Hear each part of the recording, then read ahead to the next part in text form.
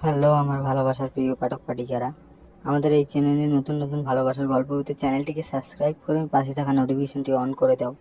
গোলাপ ফুলের গন্ধে চারিদিকে ছড়িয়ে আছে এখনো। বিছানার চারপাশে ফুল দিয়ে সাজানো সেই বিছানার চাদর কুকড়ে আছে। ঘরের মেঝেতে ছড়িয়ে আছে কিছু কাপড় চোপড়। আর সেই ঘরে সবচেয়ে আকর্ষণীয় যেই বিষয় সেটা হলো বিছানার উপর নব দম্পতির দেহ দুটো। দূর থেকে বোঝা যাচ্ছে আরাম করে শুয়ে আছে, কিন্তু যদি দক্ষ কেউ ভালো করে খেয়াল করে তাহলেই বুঝে যাবে যারা শুয়ে আছে বা ঘুমিয়ে আছে, যাই হোক না কেন, তাদের ঘুম আর ভাঙা নয়। কারণ দুইজনেই বিজ্ঞানের ভাষায় ব্রেন ডেড, সংক্ষেপে মৃত্যু। সোজা দৃষ্টিতে সেটা খুন, আর বাঁকা দৃষ্টিতেও সেটা একটা খুন। সোজা দৃষ্টি বলতে কেউ বলবে কোনো শত্রু এসে তাদের খুন করে রেখে চলে গেছে, আর বাঁকা দৃষ্টি বলতে কেউ বলবে তাদের দুজনের মধ্যে হয়তো কেউ একজন বিয়ে নিয়ে অসন্তুষ্ট ছিল না, যার কারণে একজন অপরজনকে হত্যা করে নিজেই আত্মহত্যা করেছে। সেটাও এক প্রকারের খুন। এই পর্যন্ত সবকিছুই ঠিকই ছিল, কিন্তু প্যাচটা তখনই লাগে যখন জানা যায় সেই দুজন প্রেম করে পারিবারিকভাবে বিয়ে করেছে। এটা জানার পর পুরো দৃষ্টিভঙ্গি পাল্টে যায়। পুলিশ ইন্সপেক্টর জামাল আহমেদ দাঁড়িয়ে আছে সেই ঘরের মাঝ বরাবর। মাথার উপর তখনও ফ্যান ঘুরছে, তাও তিনি ঘেমেই যাচ্ছেন। পাশেই দাঁড়িয়ে আছে কনস্টেবল হারুন। সামনে থাকা লোকগুলো ঘরের ভেতর থেকে খুনের সব রকমের নমুনা সংগ্রহ করছে। কেউ ঘর থেকে আঙ্গুলের ছাপ, আবার কেউ মেঝেতে পড়ে থাকা বিভিন্ন আলামত। সবার কাজ শেষ হতেই লাশ দুটো খুব সাবধানে তুলে নিয়ে যাওয়া হয়। এতক্ষণ তীক্ষ্ণ দৃষ্টিতে সব দেখে যাচ্ছিল ইন্সপেক্টর জামাল। কেসটা তার মতে খুবই সোজা। যারা মারা গেছে তাদের বিয়ে নিয়ে হয়তো কেউ একজন খুশি ছিল না, যার কারণে কোনো এক ফাঁকে তাদের দুজনকেই মেরে দেয়। আর এখন তাকে সেই খুনিকে খুঁজে বের করতে হবে। কিন্তু কোনো একটা কারণে তার মনের মধ্যে অন্য কিছু ঘুরপাক আছে। তার বারবার মনে হচ্ছিল অন্য কিছু আছে সেই সবের মধ্যে। আরও একবার পুরো ঘর ভালো করে পর্যবেক্ষণ করার পর তিনি বেশ কিছুক্ষণ পরিবারের লোকদের সাথে কথা বলে বেরিয়ে যায় ঘর থেকে। ঘন্টাখানেক পর সোজা থানায় গিয়ে ভাবতেই বসে যায় ইন্সপেক্টর জামাল। কারণ ঘটনাস্থলে তিনি যা যা পেয়েছেন তার মধ্যে খুনিকে ধরার কোনোই আলামত পাওয়া যায়নি। যা পাওয়া গেছে সব সেই দম্পতির জিনিসপত্র। আর হাতের ছাপগুলো যেগুলো পাওয়া গিয়েছে সেগুলোর রিপোর্টও চলে এসেছে। সব বাড়ির লোকদের সাথে মিলে যায়। বাহিরের কারো হাতের ছাপ পাওয়া যায়নি। আর সবচেয়ে বড় যেই জিনিস তাকে ভাবিয়ে তুলছে সেটা হলো যারা খুন হয়েছে তাদের দেহে আঘাতের কোনোই মাত্র চিহ্ন নেই। এর অর্থ হতে পারে বিষ প্রয়োগ করে খুন করা হয়েছে, কিন্তু এতে ঠোঁট নীল হওয়ার কথা, কিন্তু সেটাও হয়নি। যে খুন দুটো করেছে সে অনেক সচেতনতার সাথেই এই কাজটা করেছে। জামাল আহমেদ 2 দিন অপেক্ষা করলো পোস্টমর্টমের রিপোর্টের জন্য, কারণ সেটা ছাড়া ইনভেস্টিগেশন এগিয়ে নেওয়া সম্ভব হচ্ছে না। কারণ কোনো আলামত তার হাতে আর লাগেনি। আর যেই দুজন মারা গেছে তাদের সাথে কারো কোনো শত্রুতা ছিল না। ইনফ্যাক্ট তাদের পরিবারও সম্ভ্রান্ত পরিবার। সবার সাথে তাদের ভালো ওঠা বসা আছে। শত্রুতা বশত খুন করার প্রশ্নই ওঠে না। ফরেন্সিক রিপোর্ট হাতে পাওয়ার পর স্তব্ধ হয়ে যায় জামাল আহমেদ। কারণ সেই দুজন স্বামী স্ত্রীর মৃত্যু হয়েছে হার্ট অ্যাটাকে, আর সেটাও একই সময়। ঠিক রাত 2টো থেকে 3টার ভিতরেই তারা মারা গেছে, কিন্তু একটা দেখে ভয় পেয়ে তাদের মৃত্যু হয়েছে সেটা স্পষ্ট লেখা আছে রিপোর্টে। কিন্তু ভিতর থেকে দরজা জানালা বন্ধ, কিছু ঢুকে ভয় দেখানোর কোনো প্রশ্নই আসে না। মাথা খারাপ হয়ে যাওয়ার মতো অবস্থা হয়ে গেল জামাল আহমেদের। কনস্টেবল হারুনের করুণা হলো তার স্যারকে সেই অবস্থা দেখে। এদিকে প্রভাবশালী লোকের ছেলে মেয়ে খুন হয়েছে সেটার চাপও এসে পড়েছে তার উপর। উপর মহল আর মিডিয়া তাকে প্রায় চুষেই খাচ্ছে। এই অবস্থায় তাকে আর কয়েকটা দিন সময় দেওয়া হয়েছে কেস সমাধান করার জন্য, কিন্তু জামাল আহমেদ দিশা খুঁজে পাচ্ছে না কোনো। এইরকম অবস্থা যখন চলে যাচ্ছিল ঠিক সেই সময় খবর পাওয়া যায় যে আর একটা জায়গায় খুন হয়েছে, আর সেই খুনের পদ্ধতিটাও ঠিক একই রকম করে। বাসরাতে খুন হয়েছে দম্পতি, আর তারাও হার্ট অ্যাটাকের শিকার। হঠাৎ করে রাত 2টা থেকে 3টার সময় মারা যায় তারা দুজনেই। কিন্তু এটা কি করে সম্ভব? একটা কেসেরই এখন পর্যন্ত কোনো সুরাহা হলো না, তার মধ্যে আরো 2টো খুন। এখন পর্যন্ত সেখানেও কোনো প্রমাণ পাওয়া যায়নি। আর যেই 4জন খুন হয়েছে তাদের মধ্যে কোনো সম্পর্কও ছিল না, একেবারে আলাদা ছিল তারা। কিন্তু যে বা যারা খুনগুলো করছে তাদের মোটিভ কিছুতেই ধরা যাচ্ছে না। এই একটা জিনিসের কারণেই পুলিশ কিছুই করতে পারছে না এতদিন। আর এইবার যারা খুন হয়েছে তারাও বড়লোক ঘরের সন্তান। ইন্সপেক্টর জামাল আহমেদ চিন্তায় আছে তার চাকরি নিয়ে। তিনি হারুনকে কাছে ডেকে বললেন। হারুন, একটা জিনিস খেয়াল করছো? কি জিনিস স্যার? জবাব দেয় হারুন। খুনগুলো যে হচ্ছে সেগুলো সবগুলো বড়লোক ঘরের, আর একটা বিশেষ দিন করেই কিন্তু খুনগুলো হচ্ছে। জি স্যার, মানুষের জীবনে বিয়ের রাত অনেক গুরুত্বপূর্ণ রাত, আর খুনগুলো বেছে বেছে এই রাতেই হচ্ছে। ঠিক বলেছো হারুন, আমাদের হাতে এই একটাই সূত্র আছে, আর তো কোনো সূত্র পাওয়া যায়নি। স্যার, আমাদের যে সিস্টেম সেখানে অনেকে অনেক ভুল করে। সেই মোতাবেক হয়তো দুটো খুনের মধ্যে কমন কোনো সূত্র খুনি নিশ্চয়ই রেখে গেছে। আমাদের আবার সেই জায়গা দুটো খোঁজ করা দরকার। একদম ঠিক বলেছো। এখনই আমাদের সেখানে যাওয়ার ব্যবস্থা করো, আমি এখনই সেখানে যেতে চাই। ঠিক আছে স্যার। বলেই হারুন জিপ বের করার জন্য চলে গেল। তারা দুজন বেরিয়ে আসে খুনের জায়গায়। সিল করে রাখা হয়েছে ঘরটা। কেউ কোনো কিছুতেই হাত দেয়নি বা কোনো কিছু সরিয়ে নিয়ে যাওয়া হয়নি। ইন্সপেক্টর জামাল খুব ভালো করে পুরো ঘরটা দেখে যাচ্ছে, প্রত্যেকটা কোণা পর্যবেক্ষণ করে যাচ্ছে। সাথে হারুনও যোগ দিয়েছে, কিন্তু তেমন কোনো কিছুই চোখে পড়ছে না তাদের। প্রচুর গরম লাগছিল জামাল আহমেদের। হারুনকে তিনি ফ্যান ছাড়ার জন্য বলে। হারুন যখন ফ্যান ছাড়তে যাবে ঠিক তখনই জামাল আহমেদ চেঁচিয়ে হারুনকে থেমে যাওয়ার নির্দেশ দেয়। হারুন দেখতে পায় তার স্যার ফ্যানের দিকেই তাকিয়ে কি যেন দেখে যাচ্ছে। হারুন সেদিকে তাকিয়ে দেখে ফ্যান ঝুলিয়ে রাখার জন্য ছাদে যেই ফুটো থাকে সেখানে কিছু একটা আছে। জামাল আহমেদের নির্দেশে হারুন একটা টুল নিয়ে সেখানে উঠে যায়। সেই জিনিসটা নামিয়ে আনে সেখান থেকে। সেটা সেখানেই একটা হাসি ফুটে ওঠে জামাল আহমেদের মুখে। একটা কাগজ ছিল সেটা। তিনি নিশ্চিন্ত ছিলেন যে খুনি তাদের জন্য অন্তত কিছু একটা রেখে গেছে। কিন্তু যখনই কাগজটা তিনি খুললেন সাথে সাথেই তার মুখ চুপসে যায়। দেরি না করে সাথে সাথে বেরিয়ে পড়ে পরের বাড়ির উদ্দেশ্যে। সেখানে গিয়েও একই রকম করে তিনি একটা কাগজ পায়। সেটা দেখেও তার মুখের ভঙ্গি একই থাকে। মনে মনে তিনি ধরেই নেন যে এই কেসের জন্য তার চাকরিটা যাবে নিশ্চিত। অফিসে ফিরে আসে তারা দুজনেই। হারুন দেখে সেই কাগজটা, কিন্তু কিছুই বুঝতে পারেনি। এদিকে জামাল আহমেদের প্রেশার বেড়ে গেছে, মাথার পানি ঢালা হচ্ছে তার। কিছুতেই কিছু মিলতে পারছে না তিনি। সাথে বোনাস হিসেবে আছে উপর মহল থেকে আসা চাপ আর মিডিয়া। ঠিক সেই সময় কনস্টেবল হারুন তার একটা উপকার করলো। তিনি একজন প্রাইভেট গোয়েন্দার খবর দিল। সেটা শোনার সাথে সাথে জামাল আহমেদের ভ্রু কুঁচকে যায়। রক্তবর্ণ চোখে তিনি হারুনের দিকে তাকায়। হারুন সেই দৃষ্টি দেখে হারুন বলে। স্যার, আমি জানি তার কাছে যাওয়া মানে পাগলের সামনে যাওয়া, আর সে আমাদের নাজেহাল করে ছাড়বে, সাথে এক গাদা টাকা নষ্ট। কিন্তু এইসব মিলিয়ে সে যে একজন তুখোড় গোয়েন্দা সেটা সবাই জানে। তার স্বভাব যেরকমই হোক, তার বুদ্ধি আমাদের সবার থেকে ধারালো। সে যত টাকাই নিক, কেস সমাধান সে করবেই। আর তার গোপন পদ্ধতিগুলোর সামনে কেউ টিকতে পারেনি এখনো পর্যন্ত। বয়স 30 হয়েছে তো কি হয়েছে, গায়ের শক্তি তার সিংহের মতো। এত কম বয়সে এত অর্জন দেখে আমি তার ছোটখাটো একজন ফ্যান স্যার। হারুনের কথায় আরো রেগে যায় জামাল আহমেদ, কিন্তু তার আর কিছুই করার নেই। সোজা বের হয় স্টেশন থেকে। জিপ নিয়ে চলে যায় ব্যাংকে। ব্যাংক থেকে টাকা তুলে একটা ব্যাগে ভরে তাদের গন্তব্যের উদ্দেশ্যে রওনা হয়ে যায়। আধা ঘন্টার মধ্যে জিপ এসে থামে একটা বাড়ির সামনে। কাঠের বাড়ি, গেটের সাথে খোদাই করা সিংহের একটা মুখ। সেখানে নেম প্লেটে বড় বড় করে লেখা প্রাইভেট ইনভেস্টেশন, আর সেটার নিচেই বড় বড় করে একটা সতর্কবাণী আছে লেখা। সেই লেখাটা পড়ে ইন্সপেক্টর জামাল আহমেদ চলে যেতে চাইছিল, কিন্তু অনেক কষ্টে নিজেকে সামলে নেয়, কারণ সেখানে লেখা ছিল। পয়সাওয়ালাদের জন্য আমি সর্বদা প্রস্তুত, আর যারা টাকা খরচ করতে পারবে না তাদের জন্য আমি কেন, আমার কুকুরও উপযুক্ত নয়।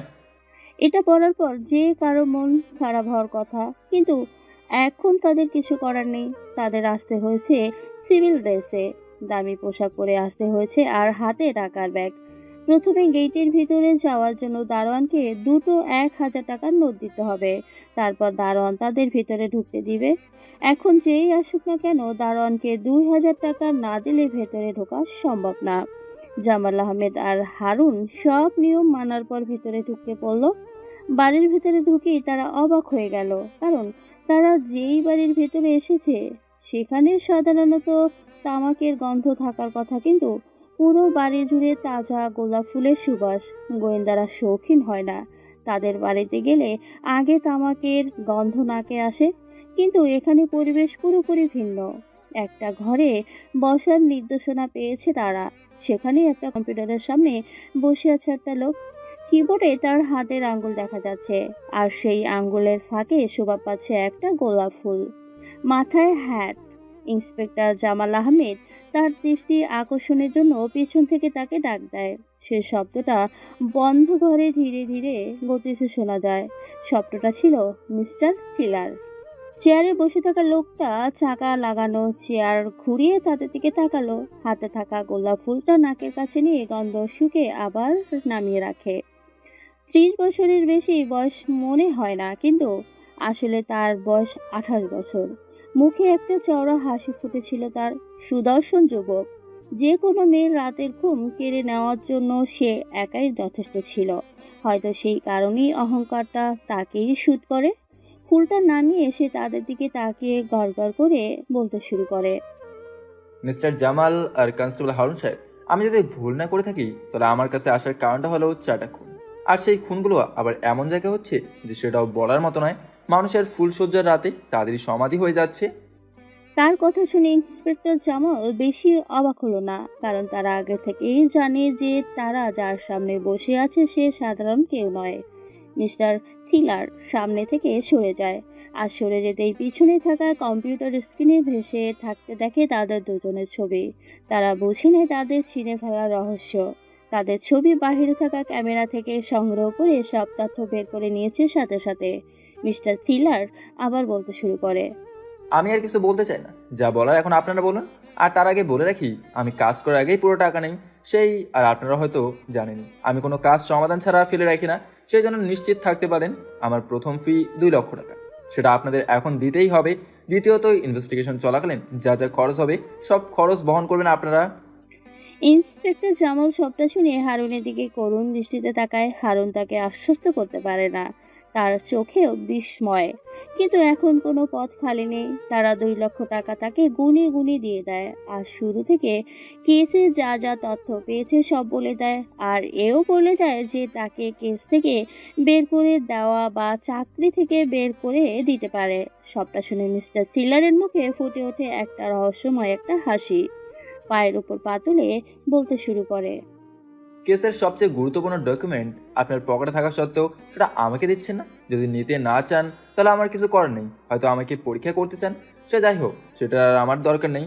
সেটা ছাড়াই আমি কেস সমাধান করে দেবো। আপনারা এখন যেতে পারেন। আর হ্যাঁ, আপনাকে কেস সমাধান করার জন্য আরও অনেক টাইম দেওয়া হবে, সাথে আপনার চাকরিও ঠিক থাকবে। ইন্সপেক্টর জামাল তার কথা শুনে অবাক হয়ে যায়, কারণ তার পকেটে যে সেই দুটো কাগজ ছিল যেটা তিনি হারুনকেও বলেনি। তাহলে মিস্টার থিলার সেটা কি করে বুঝতে পারলো? সেটা নিয়ে আর ভাবার সময় নেই। মিস্টার থিলার তাদের উঠে যেতে বলেছে, মানে এখনই তাদের বের হয়ে যেতে হবে। তারা দুইজন উঠে সোজা বের হয়ে জিপে উঠে চলে যায়। চেয়ারে হেলান দিয়ে বসে আছে মিস্টার থিলার। এখন তার কাজ নেই বেশি। টেলিফোনের রিসিভার তুলে কাউকে ফোন করলো সে। তারপর গায়ে একটা টি শার্ট পরে চোখে একটা পাওয়ার ছাড়া চশমা পরে বেরিয়ে পড়লো রাস্তায়। এখন তার ছোট্ট একটা কাজ বাকি, সেটা হলো একটা সহকারী খোঁজা। প্রতি নতুন কেসে সে একজন করে নতুন সহকারী খুঁজে বের করে। কেস শেষ হওয়ার সাথে সাথে সেই সহকারীর কাজও শেষ। অবশ্য তাকে মূল অঙ্কের টাকাও দেয়। আর এখন পর্যন্ত যত সহকারী সে খুঁজে পেয়েছে তার বেশিরভাগই ছিল মেয়ে। সুন্দরী মেয়ে সহকারী সবারই কাম্য, কিন্তু মিস্টার থিলারের সেটা কাম্য নয়, বরং মেয়েদেরই কাম্য মিস্টার থিলারের মতো একজন সুপুরুষ বস। মিস্টার থিলার সোজা রাস্তা দিয়ে হাঁটতে থাকে। একটা দোকানে গিয়ে আইসক্রিম কিনে নেয়। গরম হোক বা শীত, আইসক্রিম ছাড়া তার মাথা কাজ করে না। মিস্টার থিলার সেই দিনের মতো সহকারী খোঁজা বন্ধ করে দিল। তার সহকারী খোঁজারও আলাদা একটা স্টাইল আছে, সেটা কেউ এখন পর্যন্ত খুঁজে বের করতে পারেনি। আর যারা সেটা খুঁজে বের করতে পারে তারাই মিস্টার থিলারের সহকারী হওয়ার যোগ্যতা রাখে। অফিসে পৌঁছানোর পরে ইন্সপেক্টর জামাল একটা সুখবর পায়। সেটা ছিল তার উপর থেকে চাপ কমিয়ে দেওয়া হয়েছে, তাকে আরও অনেক সময় দেওয়া হয়েছে কেস সমাধান করার জন্য। সাথে তার চাকরি হারানোরও কোনো ভয় নেই, যার কারণে তিনি গা ছাড়া দিয়ে থাকতে পারেন। এই খবর শোনার পর তার মনে মিস্টার থ্রিলারের জন্য একটা জায়গা তৈরি হয়ে যায়। তিনি পকেটে হাত দিয়ে একটা কাগজ বের করে। সেই কাগজে এমন কিছু অদ্ভুত জিনিস ছিল যে দেখে মনে হচ্ছিল কোনো বাচ্চা একটা কাগজে ইচ্ছামতো আঁকাআঁকি করেছে, কিন্তু সেটার মধ্যেও একটা রহস্যময় সৌন্দর্য ছিল যে সেটা থেকে চোখ ফেরানো সম্ভব নয়। আর এই রকম একটা জিনিস কেউ কেন ফ্যানের সাথে রেখে দিবে? আর খুনি সেটা দ্বারা আসলে কি বোঝাতে চেয়েছে সেটা ইন্সপেক্টর জামাল এখনো বোঝাতে পারছে না। দুটো কাগজে একই রকমের জিনিস ছিল, যেগুলো খুনের জায়গা থেকে পাওয়া গেছে। এইরকম করে চলে যাচ্ছিল, ঠিক 2 দিনের মাথায় খবর আসে আর একটা খুন হয়েছে, আর সেটাও একই রকম ভাবে। ইন্সপেক্টর জামাল সেখানে পৌঁছে যায়। সেটা আবার পুলিশ কমিশনারের কোনো রকম আত্মীয় হয়, তার মেয়ের জামাই খুন হয়েছে তাদের বিয়ের রাতেই। ইন্সপেক্টর জামাল সাথে সাথেই সেই জায়গায় চলে যায় জায়গাটা পরিদর্শন করার জন্য। খুনের ধরন আর বাকি সবকিছু একই ছিল, কিন্তু শুধু একটা জিনিস গায়েব ছিল, সেটা হলো সিলিং ফ্যান ছিল না সেই ঘরে, শুধু একটা এসি ছিল। সেটা সার্বক্ষণিক চলতে দেখে ফ্যানের কোনো ব্যবস্থা নেই। আর সবচেয়ে বড় যেই জিনিস, যেটাকে মিস্টার থ্রিলার গুরুত্বপূর্ণ জিনিস মনে করেছে, সেই জিনিসটাও কোথাও খুঁজে পাওয়া গেল না। ইন্সপেক্টর জামাল কিছুটা হতাশ ছিল, কিন্তু তার আগেই তার কিছু হতাশা দূর করে দেয় মিস্টার থ্রিলার নিজে। ইন্সপেক্টর জামালের সামনে বসে আছে একজন বুড়ো মানুষ।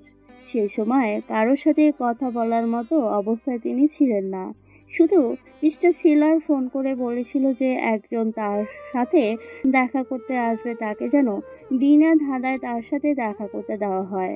আর সেই কারণেই মিস্টার জামানকে সহ্য করতে হচ্ছে সেই বুড়ো মানুষের তার খক খক করে কাশির শব্দকে।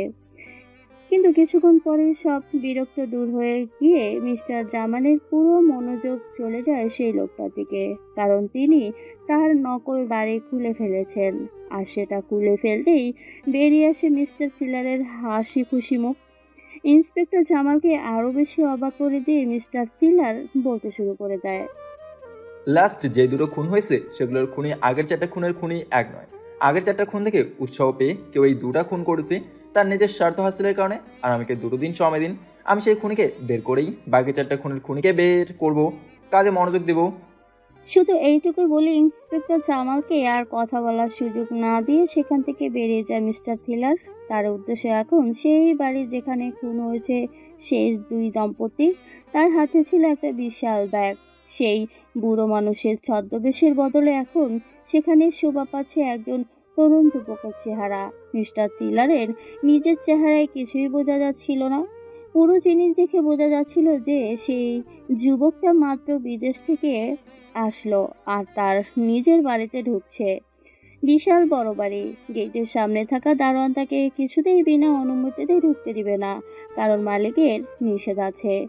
অনেক জোরাজুরির পর বাড়ির মালিক আর ভিকটিমের বাবা বিশিষ্ট ব্যবসায়ী আমজাদ খান নিচে আসলো। তিনি সামনে আসার সাথে সাথে শুরু হয়ে গেল মিস্টার থ্রিলারের অভিনয়। সে করুণ সুরে বলতে শুরু করলো। আঙ্কেল, আপনি আমাকে চিনতে পারছেন না? আমি রাফি, নয়নের বন্ধু। আমরা আমেরিকাতে একসাথে পড়াশোনা করছি, আর আপনার সাথে বেশ কয়েকবার কথাও হয়েছে ফোনে। নয়নের বিয়েতে আসতে পারিনি, ফ্লাইট মিস করেছিলাম, সেই জন্য আজকে সারপ্রাইজ দিতে চলে আসলাম। কথাটা শোনার পর আমজাদ খানের চেহারা পাল্টে গেল, কারণ নয়ন তার ছেলে আর সে আমেরিকা লেখাপড়া করত।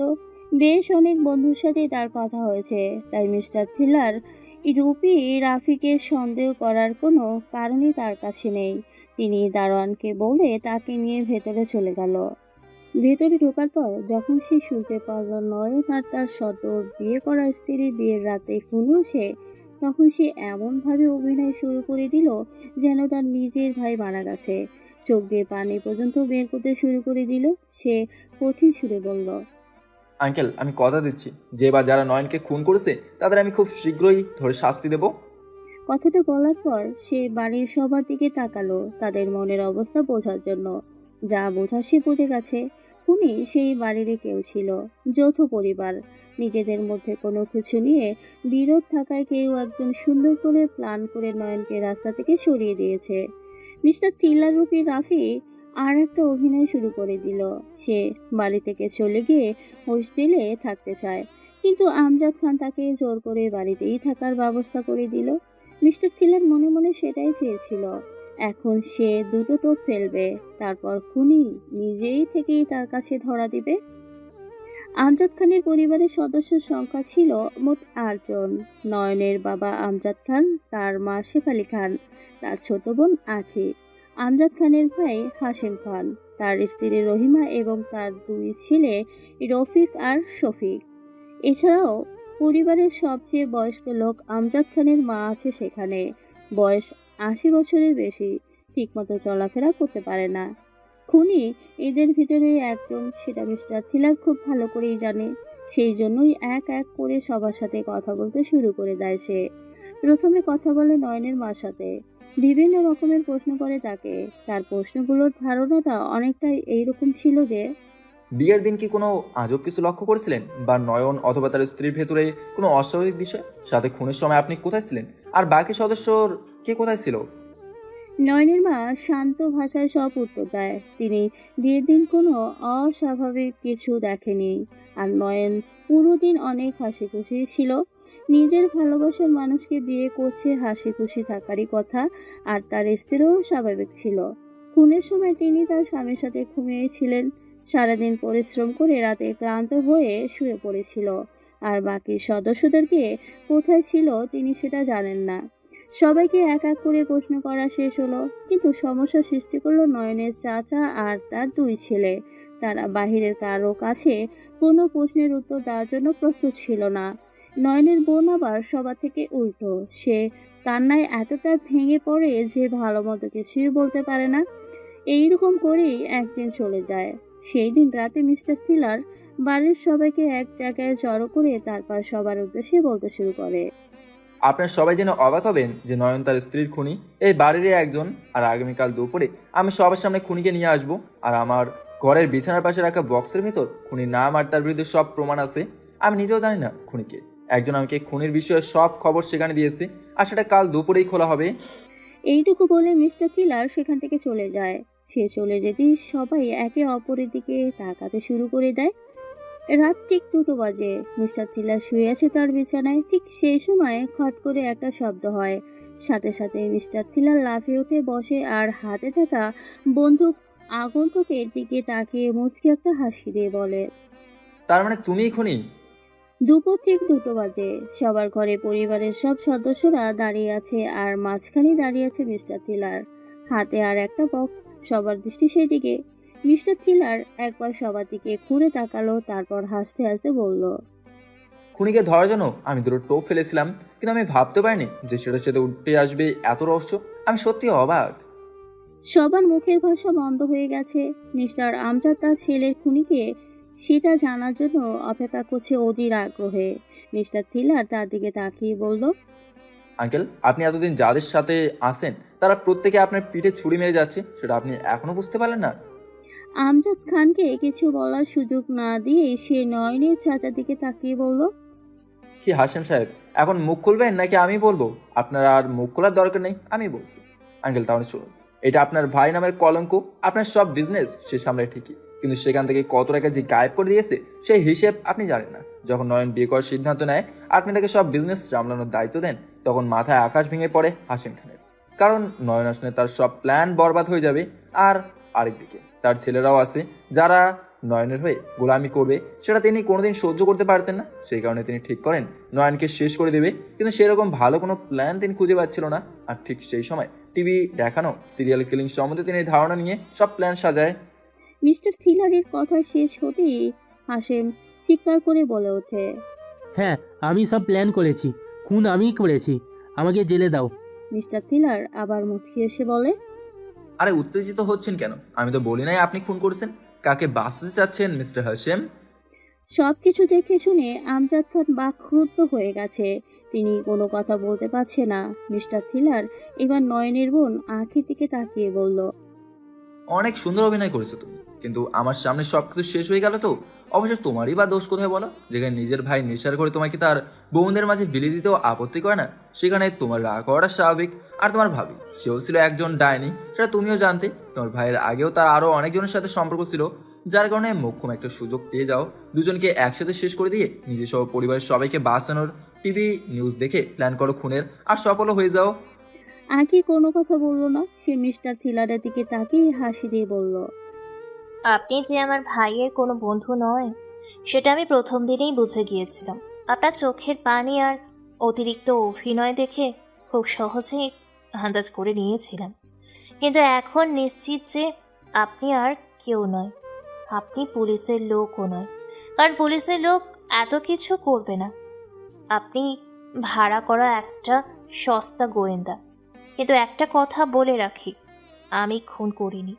প্ল্যান আমি সাজিয়েছিলাম ঠিকই, কিন্তু আমি খুন করিনি। তার কথা শুনে মিস্টার থ্রিলার আরও একবার হাসলো আর মনে মনে বলল, ক্লেভার গার্ল। মিস্টার থ্রিলার এইবার তাকালো সেই দুই ভাইয়ের দিকে। তাদের দিকে তাকিয়ে বলল, তোমাদের জুটিটা খুব সুন্দর, কিন্তু খুনের মতো জঘন্য কাজ করে দিলে দুজন মিলে, তবে এত কাঁচা কাজ কি করে করতে পারলে? খুন যখন করলেই তখন ঘড়িটা কেন ফেলে আসলে সেখানে?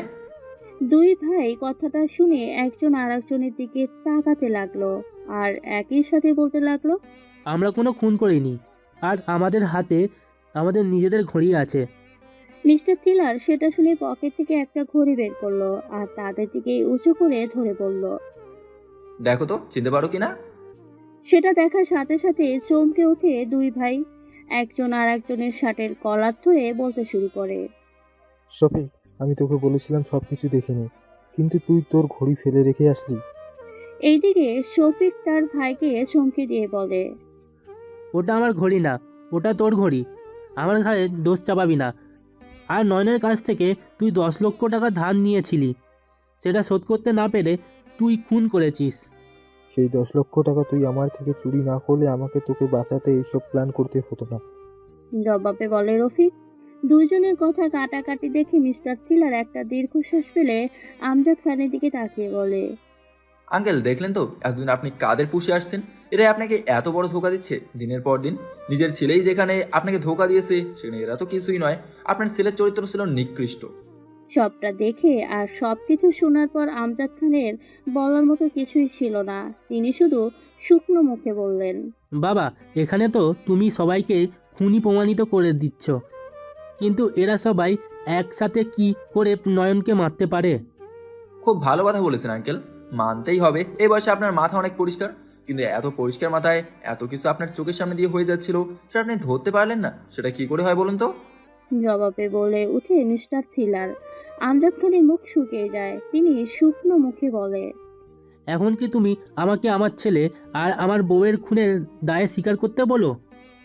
আমি একবারও সেই কথা বলিনি আঙ্কেল, কিন্তু যখন ছেলের বউয়ের বাবা আপনার ছেলের মাতাকে তার ঘর জামাই করতে চায়, আর আপনার ছেলেও সেই কথা শুনে আপনার দেওয়া সব সম্পত্তি নিয়ে আপনার শত্রুর মেয়ের সাথে বিয়ে করে ঘর জামাই হতে চায়, তখন নিজের ছেলেকে খুন করার কথাটা একবার হলেও বিশিষ্ট ব্যবসায়ী আমজাদ খানের মাথায় এসেছে নিশ্চয়ই। Am I right uncle? কঠিন গলায় জবাব দেয় মিস্টার থ্রিলার। তার কথা শেষ হতেই আমজাদ খান ধপাস করে বসে পড়ে চেয়ারে। মিস্টার থ্রিলার এইবার সবার সামনে এসে বলতে শুরু করে, আমার প্রিয় বন্ধুর পরিবারের সবাইকে জানাই আমার সালাম। আমি হলাম মিস্টার থ্রিলার। আমার হাত থেকে এখন পর্যন্ত কোনো অপরাধী পার পায়নি, তাই আপনাদের কারো পার পাওয়ার কোনো সুযোগ নেই। আপনাদের সবার মনে নয়নের জন্য একটা ক্ষোভ ছিল, সেই কারণেই খুন হতে হয় তাকে। কিন্তু আপনাদের মধ্যে কারোর মধ্যে ক্ষোভটা একটু বেশি ছিল, যার কারণে সেই আগে খুন করতে সক্ষম হয়েছে। তাই যেন খুন করে থাকুক না থাকুক, তাকে ধন্যবাদ দেওয়া আপনাদের কর্তব্য। আমি আপনাদের বলেছিলাম আমার ঘরের বিছানার পাশে একটা বাক্স রাখা আছে, আর সেখানে লেখা আছে খুনের নাম এবং খুনের কারণ, আর সেটা ছিল সবচেয়ে বড় টোপ। সেই বাক্সে কি আছে সেটা দেখার কৌতূহল সামলাতে না পেরে সবাই নিজেদের কর্ম ফাঁস করে দিলেন আমার কাছে। কথাটা শেষ হবার পরেই সবাই আবার সবার দিকে তাকাতে শুরু করে। মিস্টার থ্রিলার তাদের সেই অবস্থা দেখে হা হা করে হাসতে শুরু করে দিল। মিস্টার থ্রিলার আবার কথা শুরু করতে যাবে, ঠিক সেই সময় তার ফোন বেজে ওঠে। তার ফোন সেটা না দেখেই রিসিভ করে সে ঝাঁঝালো কণ্ঠে বলতে শুরু করে। কাজের সময় আমি ফোন রিসিভ করা একদমই পছন্দ করি না। আর কেস সমাধান হয়ে গেছে, 2 ঘন্টার ভেতর খুনি পুলিশ স্টেশনে পৌঁছে যাবে। আর কালকে আমার মিশর যাত্রার সব ব্যবস্থা করে রাখবেন। মনে রাখবেন, প্লেনের 2টা টিকিট আর কায়রো শহরের বেস্ট হোটেলের 2টা বিছানার একটা ঘর বুক করলেই চলবে।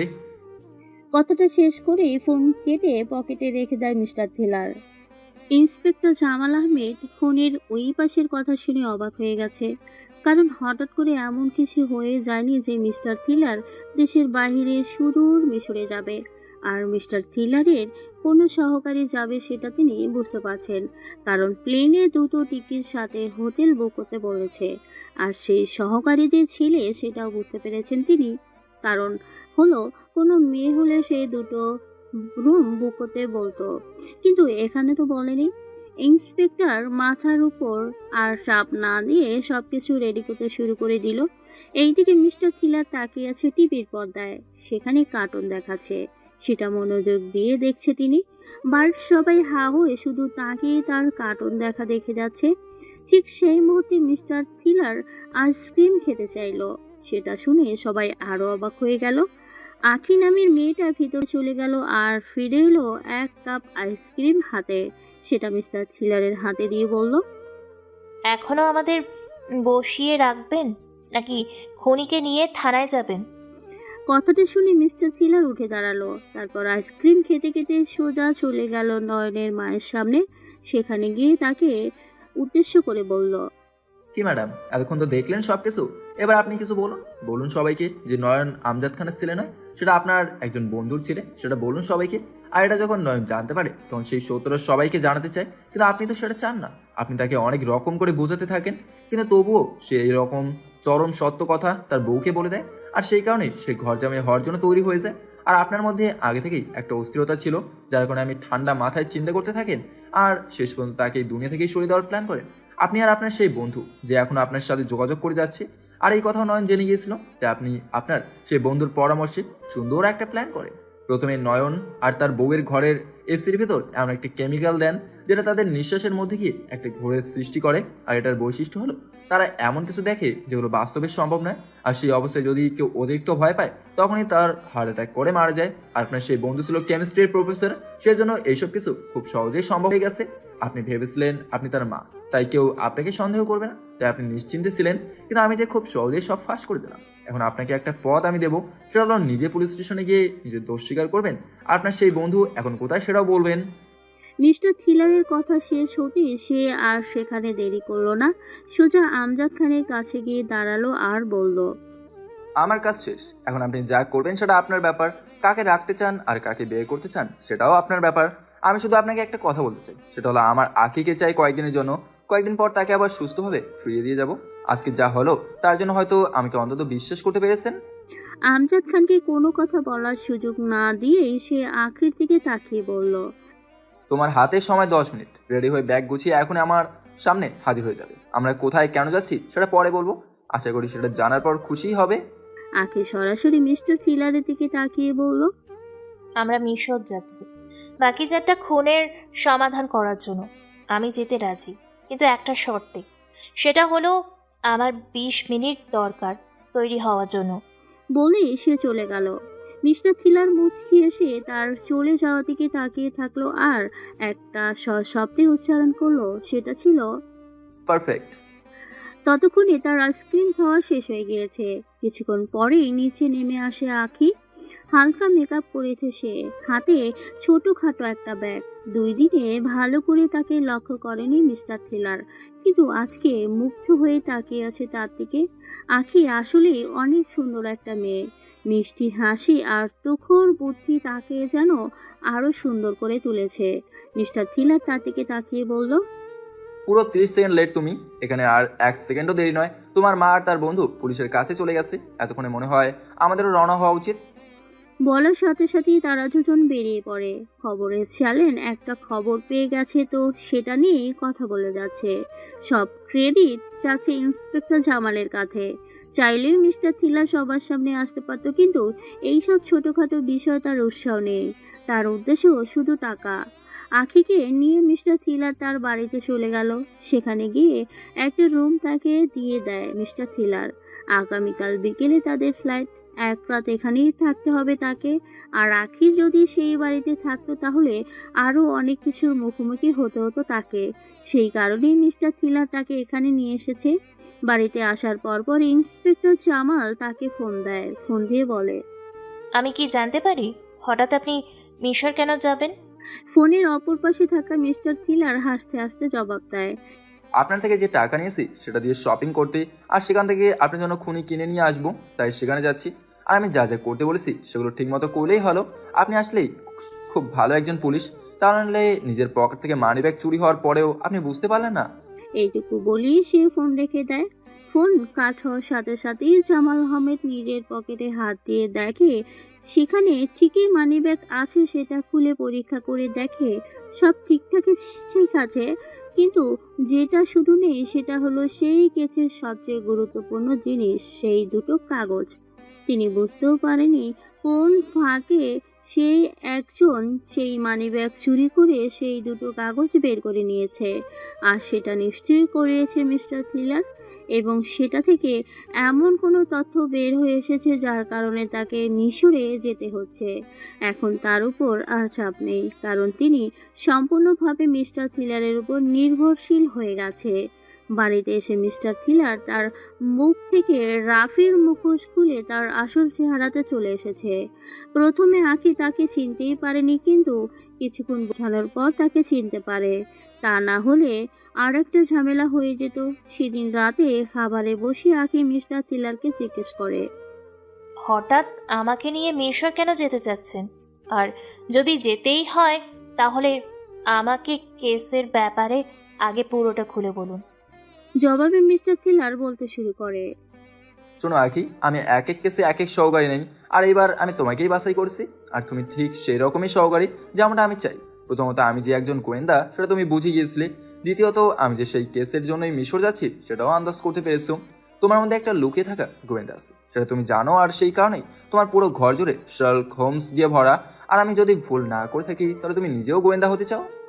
সবই বুঝলাম, কিন্তু আমি দুঃখিত আপনাকে সস্তা গোয়েন্দা বলার জন্য। এখন আমি বুঝতে পারছি আপনি কতটা মহান। আপনার বুদ্ধি আছে, সেটার অহংকারও আছে আপনার। তা না হলে বাড়ির সামনে সেই সাইনবোর্ড রেখে দিতেন না, গরিবদের দেখতে পারতেন না, তাই তো? মিস্টার থ্রিলারের কথার প্রশ্ন করে আঁখি। মিস্টার থ্রিলার হেসে জবাব দেয়। এখন এইসব নিয়ে কথা বলতে চাচ্ছি না আমি। আঁখি আবার প্রশ্ন করে বসে, আচ্ছা ঠিক আছে, তাহলে বলুন আপনি আমার পরিবার বা আমার ব্যাপারে এত কিছু কি করে জানতে পারলেন, আর সব কিছু ঠিকঠাক বলে দিলেন? খুব সরল ছিল সব কিছু বের করা। আমি প্রথম দিন সেখানে গিয়ে যখন বলেছিলাম 2 দিনের মধ্যে আমি খুনিকে খুঁজে বের করব, তখন সবার মুখ শুকিয়ে গেছিল। পরের বার আমি বাড়ির কাজের লোকদের সাথে কথা বলি, কারণ একটা বাড়ির গোপন বিভিন্ন বিষয়ে সেই বাড়ির সদস্যরা না জানলেও কাজের লোকেরা জানে। আর সেখান থেকে আধা আধা জেনে সবার বিষয়ে চিন্তা করে সবাই একটা করে আলাদা গল্প তৈরি করি, আর সেটা তাদের সামনে এমনভাবে বলি যাতে তারা নিজেরাই বাঘেটা স্বীকার করে নেয়। কিন্তু তার আগে আমি টোপ দিই যে আমার বিছানার পাশে রাখা বক্সে সব ইনফরমেশন আছে, কিন্তু আসলে সেখানে কিছুই ছিল না। কিন্তু সেই বাক্স দেখার জন্য আর কে খুনি সেটা জানার জন্য সবাই এক এক করে রাতে আমার ঘরে আসে, কিন্তু তারা কেউ খুন করেনি সেটা স্বীকার করে তারা। আর তাদের কথা আমাকে বিশ্বাস করতে হয়, কারণ তখন আমার হাতে কোনো প্রমাণ আসেনি। শেষে একটা লোক আসে সেই বাক্স চুরি করতে, আমি তাকে হাতে নাতে ধরে ফেলি, কিন্তু সে পালিয়ে যায়। আর সেই ছিল তোমার মায়ের বন্ধু, আর তার চেহারা আমি দেখিনি তখনও। যখন আমি তোমার মায়ের ঘরের সামনে দিয়ে যাচ্ছিলাম তখন তোমার মাকে কারোর সঙ্গে কথা বলতে শুনি, আর তখনই সব কিছু ক্লিয়ার হয়ে যায়। আঁখির প্রশ্নের উত্তরে জবাব দেয় মিস্টার থ্রিলার। আঁখি আবার প্রশ্ন করে, কিন্তু আমি তো সেখানে সেই বক্সে কি আছে সেটা দেখতে যাই নাই, আর বাড়ির সবার এত আগ্রহ নেই যে তারা খুন না করা সত্ত্বেও সেই বক্সে কি আছে সেটা দেখার জন্য যাবে। মিস্টার থ্রিলার আবার হাসতে হাসতে বলে, আমার গেম প্ল্যান পুরো আলাদা মিস আখি। সেই বাক্সে খুনের নাম লেখা আছে, আর এই বাড়িতে কে কে নয়নের শত্রু তাদের নামও লেখা আছে। সেই গুজব আমি সরিয়ে দিয়েছিলাম, আর এটা তুমিও জানো। সবার সামনে আমি এটা বলিনি, কিন্তু সবাইকে আলাদা আলাদা করে সেই খবর আমি দিয়েছিলাম। কিন্তু তুমি যে লেডি গোয়েন্দা হয়ে আসবে না, সেটা আমি বুঝতে পারিনি। সবটা শুনে আঁখি হা হয়ে যায়। সেদিন রাতে আসলে তার জ্বর ছিল, তাও সে বক্স দেখতে চেয়েও দেখতে যায়নি। আর মিস্টার থিলার যে এত নিখুঁত প্ল্যান করেছে সেটা তার বুঝতে আরো কিছুক্ষণ সময় লাগলো। পরদিন সকালে মিস্টার থিলার এবং আখি রওনা দেয় মার্কেটের উদ্দেশ্যে। মিশর যাত্রার জন্য তাদের বেশ কিছু কেনাকাটা দরকার, সেটার জন্য আখিও সাথে নিয়েছে সে। তারা দুজন মার্কেটে ঘুরে বেশ কিছু প্রয়োজনীয় জিনিসপত্র কিনে নিল, কিন্তু ফেরার পথে ঘটে গেল একটা ঘটনা। বাংলাদেশের রাস্তায় বের হইলেই পাওয়া যায় গরিব সব মানুষদের, কেউ ভিক্ষুক আবার কেউ বা হকার, কেউ চামার আবার কেউ মুচি। সবার মধ্যে বেশি লক্ষ্য করা যায় বিষয়টা, সেটা হলো ছোট ছোট বাচ্চাদের হাতে একটা করে থালা, আর সেটা নিয়ে তারা করছে ভিক্ষা। এইরকম একটা শিশু আখির কাছে আসলো, তার কাছে এসে করুণ গলায় বলল, বাবা, এখানে তো তুমি সবাইকে, সরি এটা না, আপা আপা, আমারে একটা কেউ কিনে দাও আপা, আমি কেক খামু। তার কথা শুনে আঁখি গলে যায়। এমনি একটা বাচ্চা ছেলে করুণ সুরে কেক খেতে চাচ্ছে, সে নিষেধ কি করে করবে? কিন্তু তার কাছে কোনো টাকা ছিল না, তাই সে মিস্টার থিলারের কাছে টাকা যায়। মিস্টার থিলার সেটা শুনে আর দেখে সেই বাচ্চার সামনে হাঁটু গেড়ে বসে, তারপর সোজা তার চোখের দিকে তাকায়। সেই বাচ্চাটা তাকেও বলে, ভাইয়া, ও ভাইয়া, আমাকে কেক কিনে দিন। সেই বাচ্চাটা আরো কিছু বলতে যাবে তার আগেই মিস্টার থিলার তার গালে চড় বসিয়ে দেয় কষে একটা। সেটা এত জোরেই ছিল যে বাচ্চাটা পড়ে যায় মাটিতে। সেটা দেখে আঁকি ছুটে এসে সেই বাচ্চাটাকে তুলতে চাইলে মিস্টার থিলার তাকে বাধা দেয়, আর সেখান থেকে ঢুকে যায় মার্কেটের ভিতর। আঁকির চোখে পানি চিকচিক করছিল। সে ভাবতেও পারেনি মানুষ এতটা নিষ্ঠুর হতে পারে যে একটা বাচ্চার গালে ওই রকম করে থাপ্পড় দিতে পারে। ভরা মার্কেটের ভিতরে আঁখি দাঁড়িয়ে যায় সেখানে, আর থামিয়ে দেয় মিস্টার থিলারকে। তার গালে চড়ে একটা থাপ্পড় বসিয়ে দেয় আর বলে, তোর মতো রাক্ষস আমি দুটো দেখিনি। কিসের তো অহংকার তোর, তোর রূপের? বাহ, ছেলেদের রূপের অহংকার! আর কি নিয়ে এত গর্ব করিস? তোর বুদ্ধি আছে দেখে তুই যা খুশি তাই করবি? ভুলে যাস না, তোকেও জন্ম দিয়েছে একটা মা। বড় ঘরে জন্ম না নিলে তুইও তার মতো ভিক্ষা করতি। পুরো মার্কেটের লোক সেই দিকে তাকিয়ে আছে আঁখির দিকে, আর মিস্টার থিলার তাদের চোখের মধ্যমণি। বাংলাদেশে কেউ ফ্রিতে বিনোদন দেখা আবার ছেড়ে দেয় না। মিস্টার থিলার হাতের উপর হাত বেঁধে দাঁড়িয়ে শুধু শুনেই যাচ্ছিল। আখির কথা বলা যখন শেষ হলো, তখন সে আবার তার হাত ধরে সেই জায়গায় নিয়ে গেল যেখানে সেই বাচ্চাটাকে সে মেরেছিল। সেখানে গিয়ে মিস্টার থিলার হাত উঁচু করে সেই বাচ্চাটাকে আবার দেখায়। আঁখি দেখে যে সেই বাচ্চাটা যাকে পারছে তাকে ধরেই বলছে কেক কিনে দেওয়ার জন্য। অনেকেই তাকে কেক কিনে দেওয়ার জন্য টাকাও দিচ্ছে, কিন্তু সেটা দিয়ে সে কেক না কিনে পকেটে রেখে দিচ্ছে।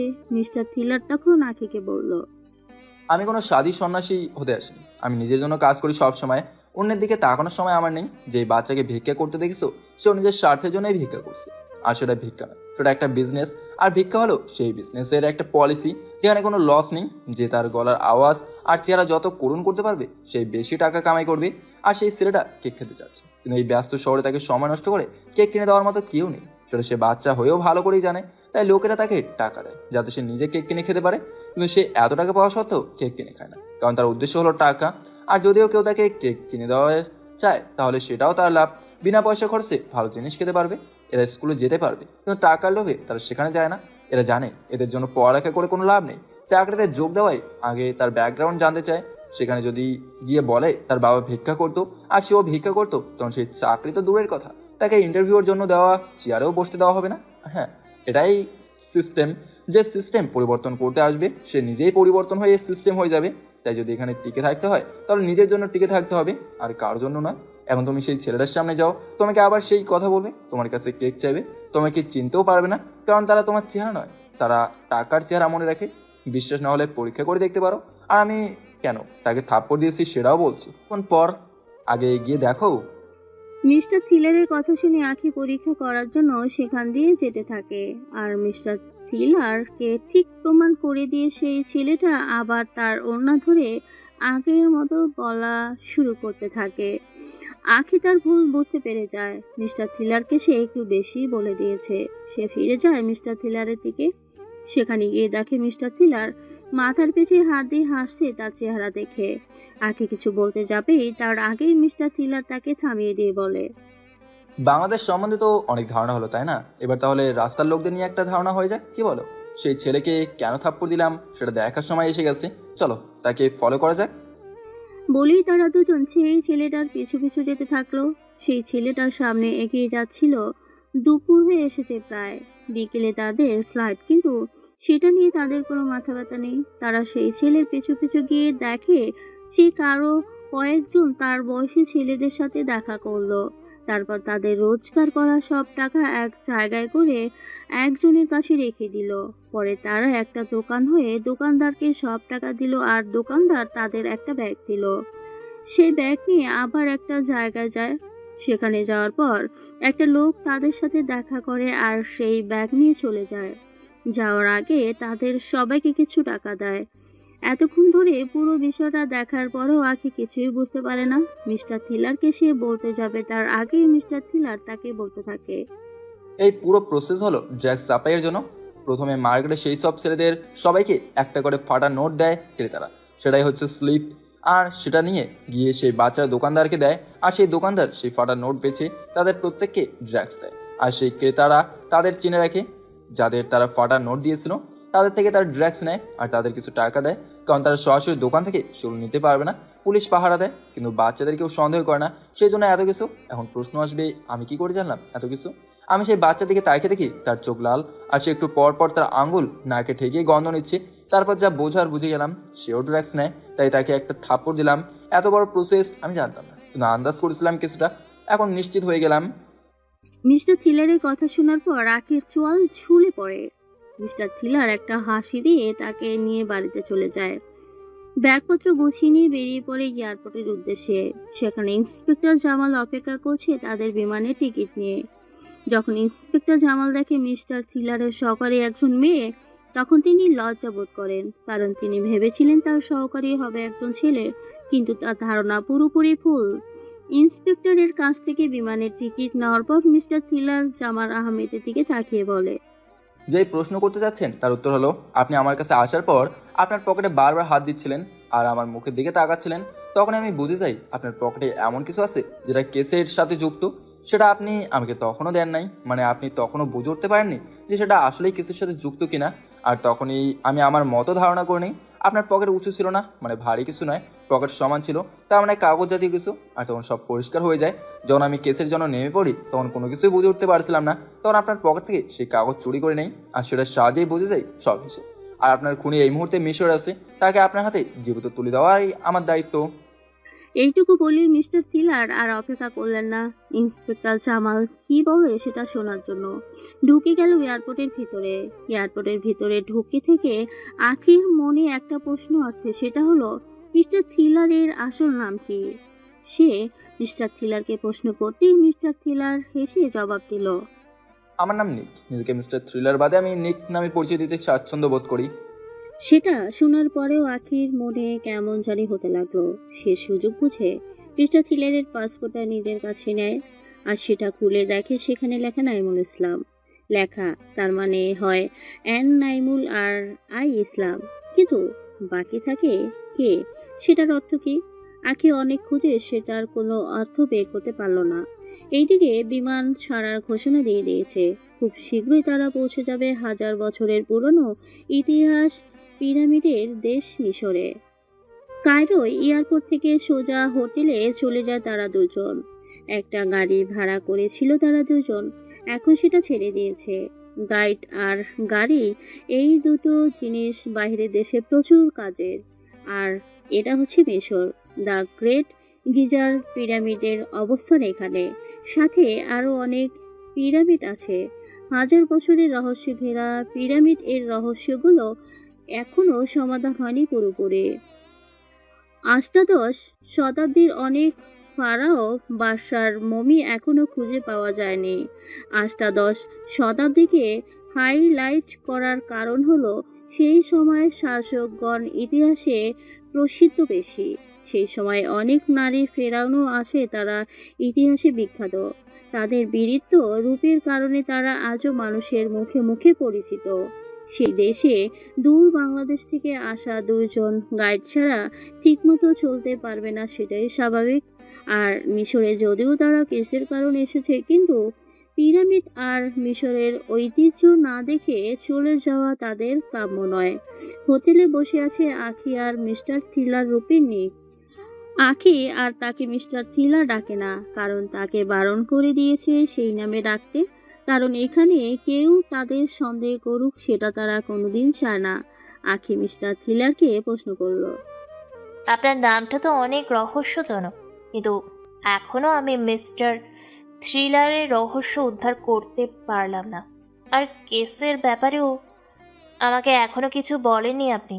যদি কিছুই না জানি, তাহলে সহকারী হয়ে এসে আমার লাভটা কি হলো? প্রথমে আমাকে আপনি করে বলা বাদ দাও, দ্বিতীয়ত আমার নামের মানে জানতে এসো না, নিজেই ফেসে যাবে হাতাতে। শান্ত হয়ে জবাব দেয় মিস্টার থ্রিলার। কিন্তু কেসের ব্যাপারে তো কিছু বলতে পারেন আমাকে। আবার প্রশ্ন করে বসে আখি। মিস্টার থ্রিলার এইবার সোজা হয়ে উঠে বসে, পকেট থেকে দুটি কাগজ বের করে ধরে তার সামনে। এর বৃত্তিত্বতা দিতে শুরু করে দেয়। এই দুটো হলো খুনের সবচেয়ে বড় বিষয়। এই দুটো কাগজকেই খুনের কারণ বলা চলে। এগুলো কোনো সাধারণ কাগজ নয়, খুনি নিজ হাতে সেগুলো রেখে গেছে এগুলো। আর এই ধরনের কাগজ শুধু মিশরেই তৈরি হয়। এই গেল কাগজের কথা। এখন আসি সেখানে লেখা জিনিসগুলোর দিকে। সেগুলো আসলে কোনো আজেবাজে জিনিস নয়, সেগুলো এক ধরনের প্রাচীন ভাষা। প্রাচীন মিশরেই এই ধরনের ভাষা ব্যবহার করতো মানুষ, কিন্তু এখন আর কেউ সেগুলো ব্যবহার করে। আর সবচেয়ে বড় বিষয় হলো, সেটা সুযোগ নিয়ে কিছু খারাপ দল এই ভাষাকে তাদের সাংকেতিক ভাষা হিসেবে ব্যবহার করে। আর এখানে ঠিক সেরকম কিছুই লেখা আছে। এখানে লেখা আছে, তোমরা তোমাদের কাজের ফল ভোগ করলে যে কাজের শাস্তি উপরে গিয়েও তোমাদের পেতে হবে। মূলত কথাটা সেই চারজন যারা খুন হয়েছিল তাদের উদ্দেশ্য বলা। কথার ধরন অনেকটা অভিশাপের মতো। এই কথার মানে উদ্ধার করতে আমাকে অনেক কষ্ট করতে হয়েছে। এরপর এই কথা কেন বলা হয়েছে সেটা খুঁজে পেতেও আমাকে একটা ধারণা বের করতে হয়েছে, সাথে অনেক খোঁজ খবর নিতে হয়েছে আমাকে। এইটুকু বলে একটা নিঃশ্বাস নিল মিস্টার থ্রিলার। আকে এতক্ষণ মন দিয়ে শুনে যাচ্ছিল, সে আবার প্রশ্ন করে বসলো তাকে। কি কাহিনী যেটা আপনি, দুঃখিত, তুমি তৈরি করেছো, যার ভিত্তিতে আমরা মিশরে এসেছি? আসলে ঠিকই বলেছো, এটা একটা কাহিনী বটে, রূপকথার কাহিনী। আর সেটা প্রাচীন মিশরে অনেক পরিচিতও বটে। তাহলে শুরু থেকে বলি, যে এই চারজন মারা গেছে আসলে তারা একে অপরকে খুব ভালো করে চিনত, কিন্তু সরাসরি কাগজে তাদের কোনো যোগসূত্র নেই। কারণটা খুব সহজ, হয়তো তারা এমন কিছু করেছিল যার কারণে পয়সা খাইয়ে সব কিছু মুছে দিয়েছে তারা। আর আমার ধারণা ঠিক করে দিয়ে সেরকম কিছুই বেরিয়ে আসে। আমার হাত ঠিক কতটা উঁচুতে সেটা এখনও কেউ জানে না, আর কেউ ধারণাও করতে পারবে না কোনোদিন। যাই হোক, সেই সব বাদ। আমি মাটি খুঁড়ে বের করে আনি সব রহস্য। যারা মারা গেছে সেটা তাদের আসল পরিচয় ছিল না, তারা ছদ্মনামে বেঁচে ছিল, কিন্তু বেশি দিন বেঁচে থাকা তাদের ভাগ্যে ছিল না। সবাই ছিল যুবক, আমেরিকাতে পড়াশোনা করতো। তারা চারজনের দুজন মেয়ে আর দুজন ছেলে, আর একে অপরকে তারা ভালোবাসতো। এরপর একদিন তাদের কলেজ থেকে পাঠানো হয় মিশরে একটা প্রজেক্টের কারণে। সেখানে গিয়ে তারা এমন কিছু আবিষ্কার করে যার কারণে তাদের মৃত্যু হয় এরকম রহস্যজনকভাবে। আর তারা মিশর থেকে ফিরে আসার পরে নিজেদের পরিচয় রেকর্ড থেকে মুছে দিয়ে নতুন পরিচয় বেঁচে থাকতে শুরু করে। তারা একে অপরের সাথে যোগাযোগ বন্ধ করে দেয়, কিন্তু ভালোবাসা তাদের বাধা দেয়। সেই কারণে তারা তাদের ভালোবাসার মানুষকে খুঁজে বের করে বিয়ে করে ফেলে। কিন্তু সেটাই হয়তো তাদের কোনো শত্রু জেনে যায়, যার কারণে তারা নিজেদের পরিচয় পাল্টে ফেলেছিল। সেই সুযোগ বুঝে তাদের মেরে ফেলে। চেয়ারে হেলা দিয়ে এক নাগারে কথাগুলো বলে থেমে যায় মিস্টার থ্রিলার। আখি তখনও পৌঁছতে পারেনি এত কিছু সে কি করে জানতে পারলো, কিন্তু সে মিস্টার থ্রিলার নামটার পেছনে থাকা রহস্য ধরে ফেলেছে। থ্রিলার অর্থ রহস্য, আর মিস্টার থ্রিলার নিজেই একটা রহস্য। তার কথাবার্তা আর কাজের ধরন সবকিছুই রহস্যজনক। সেই জন্যই তার নাম মিস্টার থ্রিলার। সেটা আখি বুঝতে বাকি রইল না। সে আর কিছু না ভেবে তাকে প্রশ্ন করলো। আচ্ছা, সবই তো বুঝলাম, কিন্তু কার্ডে লেখা আর মিশর আসা সব ঠিক আছে, কিন্তু খনি পর্যন্ত আমরা পৌঁছবো কি করে? আর খনি যে মিশরেই আছে সেটা কতটা সত্য? কথাটা শোনার পর মিস্টার থ্রিলারের মুখে ফুটে ওঠে একটা রহস্যজনক হাসি। সে বলে, আমাদের এখন দুটো কাজ। প্রথম কাজ হলো সেই চারজন যেই কলেজে পড়তো আর সেখান থেকে তাদের কিসের প্রজেক্ট দিয়ে এখানে পাঠানো হয়েছিল সেটা জানতে হবে। আর সেই চারজন বাদে প্রজেক্টে আরও ছাত্রছাত্রী ছিল, তাদের সাথেও কথা বলতে হবে। আর দ্বিতীয় কাজ হলো একটা গাইড খুঁজে বের করতে হবে আমাদের। এরকম করে তো আর বসে থাকতে পারে না ঘরে। কিন্তু সেই সব স্টুডেন্টের সাথে কথা বলবো কি করে? তারা ছড়িয়ে আছে পৃথিবীর বিভিন্ন দেশে, আর তাদের খুঁজে পাবো কি করে? আর বাকি থাকলেও সেই প্রজেক্ট, সেটা জানা খুব কঠিন নয়। তাদের কলেজে যোগাযোগ করলেই বেরিয়ে আসবে সব কিছু।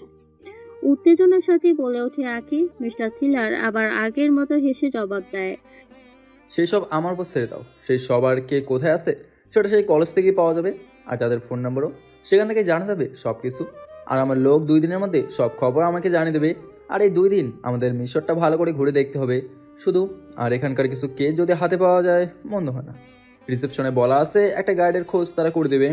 কথাটা শেষ না হতে ফোন বেজে ওঠে তাদের ঘরের। টেলিফোন কানে নিতে মিস্টার থিলার কিছু বলে। কথা শেষ করে সে আঁখির দিকে তাকিয়ে বলে, একটা গাইড খুঁজে পাওয়া গেছে, এখানে আসছে সে দেখা করতে। আর যদি ভাগ্য ভালো থাকে আজকে থেকেই ঘোরাঘুরি শুরু করে দিতে পারবো। কিছুক্ষণ পরেই দরজাতে ঠক ঠক শব্দ হয়। আঁখিকে দরজা খুলে দিতেই হাসি মুখে ভেতরে ঢুকে পড়ে 22-23 বছরের হাসি খুশি এক তরুণী। চোখে মুখে আভিজাত্যের ছায়া। সুন্দরী বললেও ভুল হবে, অপ্সরের মতো দেখতে। হালকা মেকআপে গালের লাল হাবা, মুখের গড়ন অনেকটা মিশরীদের মতো, কিন্তু চোখ আর নাকের দিকে তাকালে মনে হয় ঐশীয় মেয়েদের মতো। ভিতরে এসে হাসি মুখে তাদের অভ্যর্থনা জানালো। তারপর নিজের পরিচয় দিল মেয়েটা। তার নাম সালমা কুইরেশি। মিশরে একটা ইউনিভার্সিটিতে আর্কিওলজি নিয়ে পড়াশোনা করছে। এখন ছুটি চলছে তাই পার্ট টাইম গাইডের কাজ করছে। আর সবচেয়ে বড় বিষয় তার ক্ষেত্রে সেটা সে আধা বাংলাদেশি। তার মা বাংলাদেশি আর তার বাবা মিশরি। একটা দুর্ঘটনাতে তার বাবা মা মারা গেছে, তাই সে নিজেই কাজ করে, তার নিজের খরচ চালায়। মায়ের কাছ থেকে আধা বাংলা বলা শিখেছে। মিস্টার থিলার আর আঁখি দুজনেই মোটামুটি খুশি সেই রকম একটা গাইড পেয়ে। কিন্তু আঁখির কেমন জানি লাগছে মেয়েটাকে, কারণ সে কী রকম একটা করে মিস্টার থিলারের দিকে বারবার তাকাচ্ছিল, আর মিস্টার থিলারও তার দিকে হেসে হেসে কথা বলছিল। কিন্তু তাতে আঁখির কি? মিস সালমাও খুশি তাদের পেয়ে। তারা বিকেল থেকেই বের হওয়ার সিদ্ধান্ত নেয়। প্রথমে তারা যাবে গ্রেট গিজাতে। সালমা জানিয়েছে একদিনে পুরো ঘুরে দেখাও নাকি সেটা শেষ করা যাবে না। শুধু একদিন কেন, অনেক দিন লাগবে সেটা ভালো করে পুরো ঘুরে দেখতে। তাই বিকেলে শুধু তারা একটা অংশ দেখবে। বিকেল হওয়ার কিছু আগেই বেরিয়ে পড়ে তিনজন। গাড়ির ব্যবস্থা সালমা নিজেই করেছে আর সেই ড্রাইভ করছে সেটা। কিন্তু পথ থেকে যেতে যেতে ঘটে গেল একটা অস্বাভাবিক ঘটনা। হঠাৎ করে তারা দাঁড়িয়ে যায় একটা জায়গায়। সামনে এগোতে পারছে না আর গাড়িটা। কিছু একটা হয়েছে সামনে। রাস্তায় জ্যাম বেঁধে গেছে পুরো। মিস্টার থিলার সামনে এগিয়ে গিয়ে দেখতে চাইলো আসলে হয়েছেটা কি। সাথে সাথে আঁখিও নেমে যায় তার সামনে। সামনে গিয়ে দেখে একটা বৃদ্ধ লোক মাটিতে পড়ে আছে। বুকে তার গুলি লেগেছে। আশেপাশের মানুষ তলিয়ে তাকিয়ে দেখছে সেদিকে। কেউ কিছু করছে না, কারণ তার সামনেই দাঁড়িয়েছে বন্দুক হাতে। স্থানীয় ভাষায় সবাইরে শাসাচ্ছে যাতে কেউ সেই বৃদ্ধকে বা কারা খুন করেছে সেটা না বলে। বৃদ্ধর বুকে গুলি লেগেছে। মিস্টার থিলার একবার সেদিকে তাকিয়ে পর্যবেক্ষণ করে নিল, তারপর আঁখিকে বলল, লোকটাকে বাঁচানো যাবে যদি আর 5 মিনিটের মধ্যে হাসপাতালে ভর্তি করানো যায়, কিন্তু সেটা আর সম্ভব নয়, কারণ সেই লোকগুলো মনে হয় না তাহলে বাঁচতে দিবে। বৃদ্ধা লোকটার দিকে তাকিয়ে আঁখির অনেক মায়া হলো, কিন্তু মিশরের অপরাধী সংগঠন সম্বন্ধে তার কোনো ধারণা নেই, তাই সে আবেগে ভাসছে। মিস্টার থিলারকে সে বারবার কিছু করতে বলে, কিন্তু মিস্টার থিলার চুপচাপ দাঁড়িয়ে আছে। এদিকে সময় চলে যাচ্ছে। হঠাৎ করে আঁখি একটা অঘটন ঘটিয়ে ফেলে। সে ছুটে চলে যায় লোকটার কাছে। সেখানে গিয়ে তাকে তুলে হাসপাতালে নিতে চায়। তার সেই কাজ দেখে সেই লোকগুলো যারা তাকে গুলি করেছিল তারা অবাক হয়ে যায়। তখন একটা লোক হাসতে হাসতে আবার বন্দুক উঠিয়ে ধরে আঁখির দিকে। এর ঠিক কয়েক সেকেন্ড পরেই কানে আসে বুলেটের শব্দ।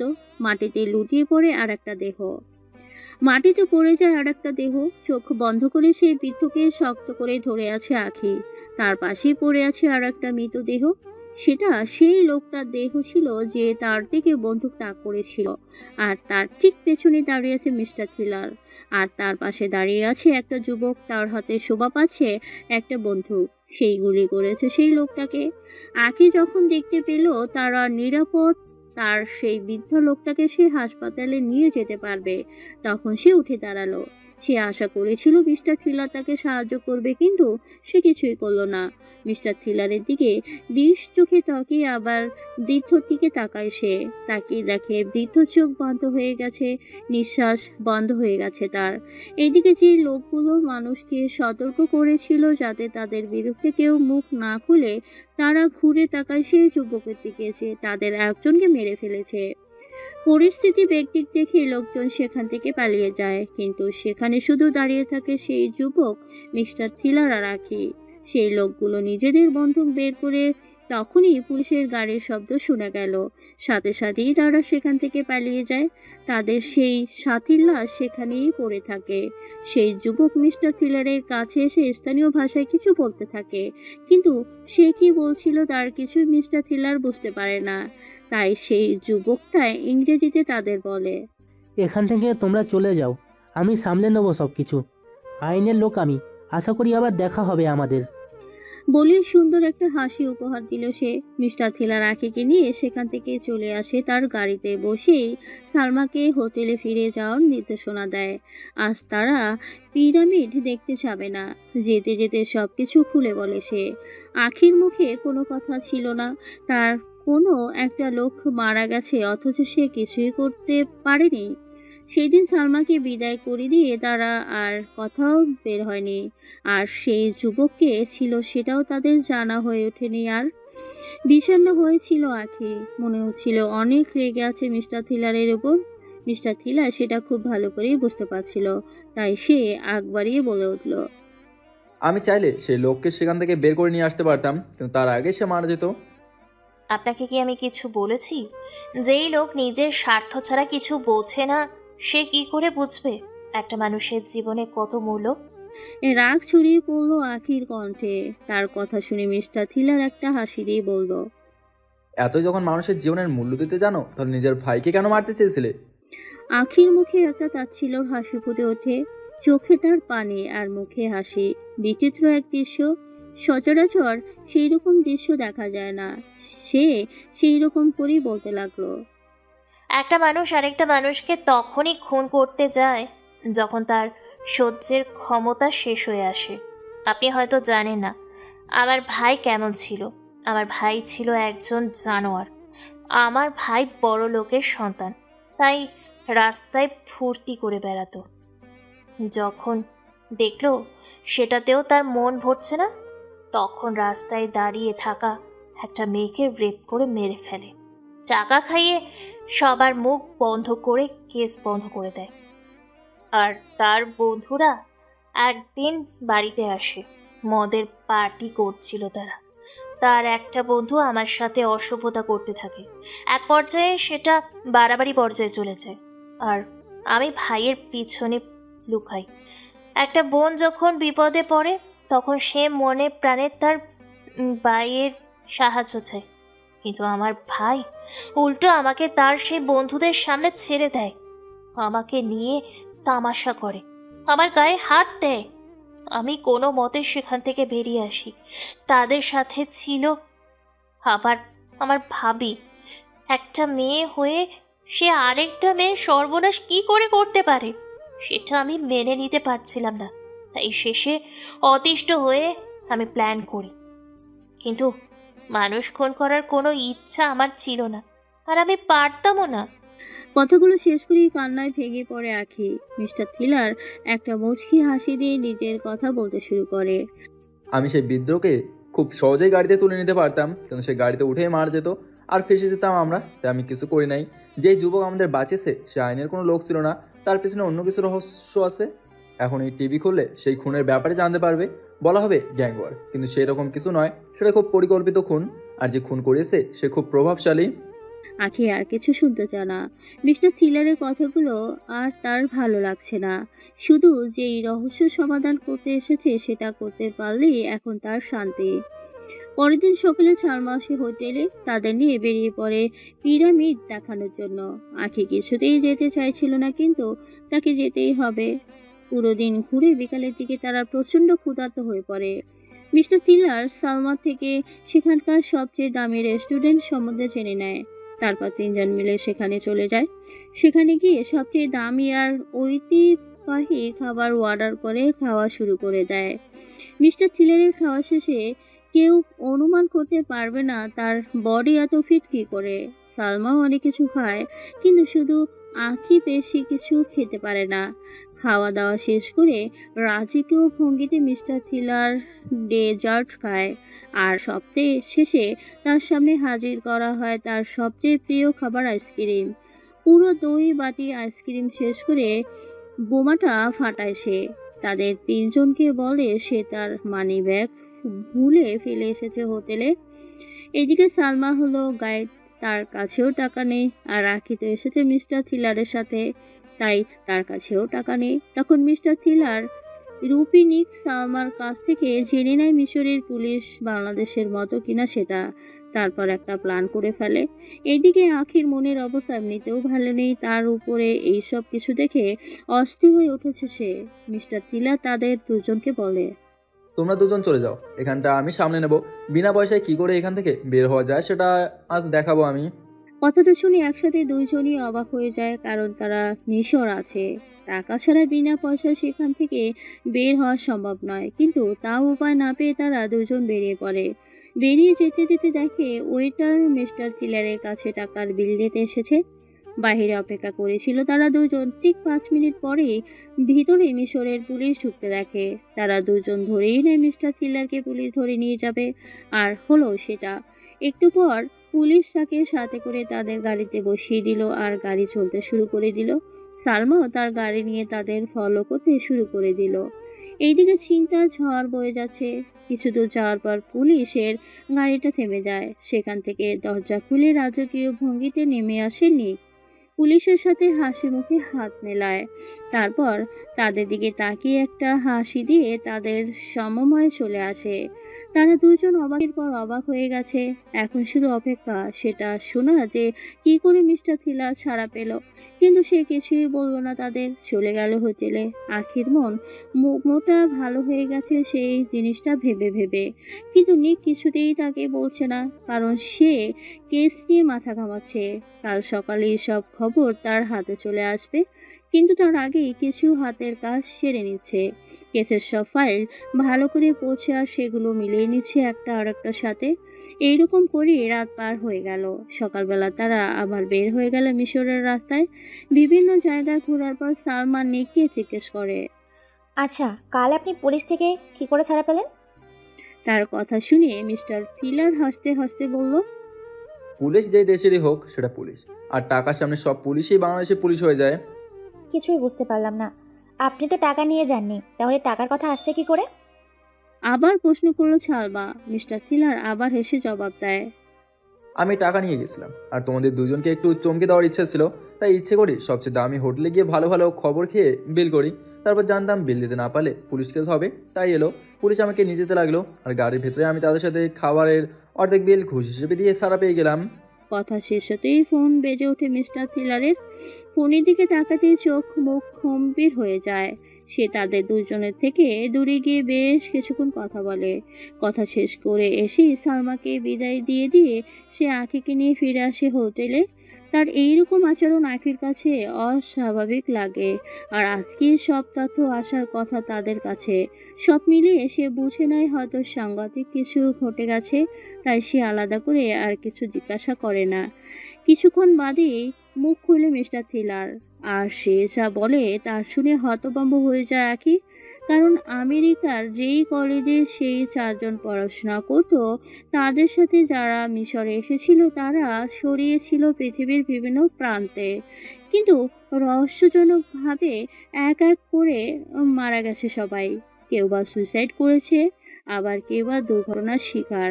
তাদের কেউ আর বেঁচে নেই। আখি মিস্টার থিলারের মুখের দিকে তাকিয়ে দেখে কি যেন বিড়বিড় করছে। কথাটাও স্পষ্ট। কান খাড়া করে আখি যেটা শুনলো সেটা শোনার সাথে সাথেই তার পায়ের নিচের মাটি সরে গেল। মিস্টার থিলার বারবার বলছিল, অভিশাপ, প্রাচীন অভিশাপ।